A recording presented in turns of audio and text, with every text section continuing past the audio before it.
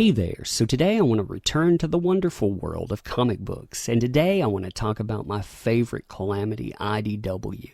Now what I want to do today is I want to go through this headline with you, and then I want to talk about the company behind it, because you really need to see what type of dire disarray this company is in to truly understand where comic books are at. See, I talk about comic books a lot, and I talk about products. They're on the decline. You can hear people talk about that quite a bit, whether you mean actual quality or whether you mean what's inside the comic book. Also, pricing points, they're going higher and higher. So those companies, they give you the illusion that they're still making money, but at what cost as the product becomes more and more niche. Now, the other thing that you see on the rise is this unprofessional mentality. You know, you have people out there, they could tell you about thermonuclear dynamics. They could tell you how to go out and diagnose your Aunt Wilma's wart on her third toe. She could actually find out whether or not she's dying from cancer. But that person, they can't look in the mirror and actually tell you how the person they see there wants to be treated and then treat other people accordingly. They cannot tell you about professionalism. IDW, they are pretty much the masthead for that type of behavior. They have not gone out. They have not course corrected. And as they've not, they have had catastrophic returns on it. Now, if you don't know anything about companies out there, essentially you have Marvel, DC, Image, and IDW. So you're talking about the fourth largest company and the third largest in-house. What I mean by that is that they produce something that is their own intellectual property. Image, for example, they go out, they distribute stuff for people, other ones out there. So, you know, if you need something produced as a creator, they'll take a slice off the top, but it's not theirs. So really, you're talking about, again, third largest for that. Now, the companies that are in front of it, Marvel, you know what they create in-house. You know their intellectual properties. And those intellectual properties, they're not only huge, but they're backed up by mega corporations. I mean, when you see what exactly Marvel brings to bear, they want to put people in their resorts. They want to put people in front of, say, the big screen, in front of the small screen, merchandising and on. They have a system that actually works out for them, and it works out well. So comics, they're not dependent on that. Now, when you get down to DC, DC can do that to a smaller degree. They're starting to get better at it, I think. You know, they had some failures, a bit of hiccup along the way, but DC, they're starting to really put together the intellectual property puzzle, really to the detriment of comics. And then when you look at something like IDW, well, what exactly do they have? I mean, they have things like a Lock and Key, they have things like Winona Earp, but how do those things really come to bear and help the company out? So here you have a new headline. IDW borrows $28 million from chairman for TV projects. Now, looking at this, they borrowed $28 million in loans from its majority owner, board chairman, Howard Jonas, to quote-unquote broaden production costs and necessary operating costs. Now, they initially borrowed $5 million from him in August 2018 to fund corporate overhead and IDW Productions, with the note maturing in August 2022. In November, Jonas made a $26 million bridge loan available, with IDW taking $23 million in December 2018. Now, if you look at the projects that are noted here that this is supposed to fund, IDW self-financed Lock and Key's pilot for Hulu at a cost of $13.6 million, but that was passed on.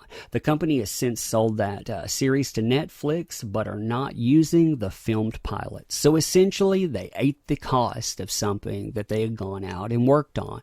Netflix's October faction, which IDW said is quote-unquote experiencing meaningful cost overages. You know, so you look at that, yeah, we're having cost overages producing this, which is not good for a company like IDW. Sci-Fi's Winona Earp, which IDW has taken on financing productions for season 4 and 5 itself. According to IDW, Sci-Fi's licensing fees for domestic rights only cover 50% of the production budget. They have begun shopping the series to foreign networks and streaming services to recoup the additional investment investment costs. In IDW's V-Wars, they've been talking about they may need additional post-production investment prior to delivery in early 2019. Now, when looking at this company and looking at this kind of loan, I mean, number one, taking loans from your chairman, it's kind of an interesting way of going out and doing business. In fact, you may look at that and say that's kind of questionable. Now, another thing that says is that you were probably overextended as far as, the classical loan types go. If you look at the classical loan type, if you're talking about going out and taking money from a bank, you have to be solvent to a certain degree. And looking at IDW, well, let's look at them and you tell me if they're solvent to that level, if you would want to lend them money. So here we're talking about a company that on October 31st, 2017, you can see this here noted under equity. This comes out of their own stock reports. So they are a publicly traded entity. So you can look at this. They were evaluated at $49,473,000. Now you can see that has already been devaluated as it goes forward, and we'll talk a little bit about that. Now, when you look at all of the loans that have come out of IDW, if you look at the dates on here and where certain things are supposed to pop up, yeah, that total of $21,444,000 doesn't look very good. And yet we're hearing about how they just took on another bridge loan and how they've taken out yet more money from this. So you're talking about a company that pretty much, how are they going to recuperate all of this money again? No matter what they do, how exactly would they go out? That's the thing. If you look at the amount of money that's already out there in debt, and then you ask yourself, how would they be able to pay off interest and on? How exactly would they be able to do it? How would they stay aloft when pretty much all of your company is made up exclusively of debt? Now, when you look at exactly where this company is too, because we're talking about, say, 2018 first, and then we'll talk about the different portions of IDW. Here's their 2018 earnings for 9 months. You'll notice that the company has made, it's the bracket, that means a loss. So they've made no money. They've actually lost money so far to the tune of $7.174 million. That's right. It's like going at ground level, digging a hole down until you hit $7 million plus. They've lost that much money in 9 months. We don't know how much money they've made because they pretty much have delayed, which they've done that before. They delayed last year, but so far their year ended at the end of October. We have yet to see exactly what their numbers are yet. Late filing, it can come as late as February, so we should see something within the next month plus. But still, over 9 months, I mean, look at those numbers. That is absolutely insane. Now, when you look at the way that they break down, like I was talking about before, comic books. If this company had to rely on comic books, where would they be?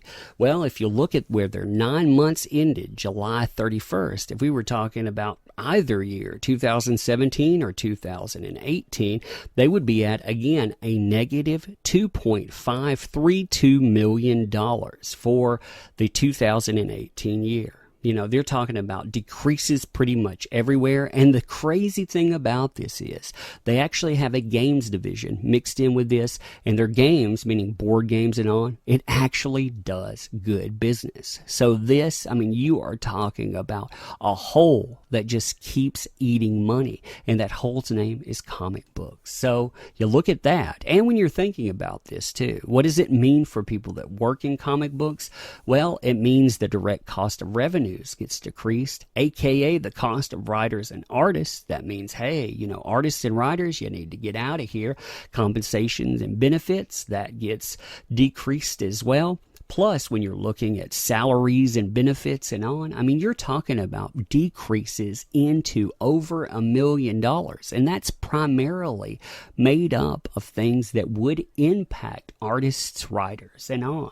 Now, when you look at these numbers too, and you look at IDW Entertainment, so this would be the show portion, unless they do a magical little jig out there, they have not been doing very well over the last couple of years with shows. I mean, if you look at 2017 over, say, 9 months, if you look at the way revenue versus direct cost and so on, if you look at that from last year, you were only talking about a gain over 9 months of $446,000.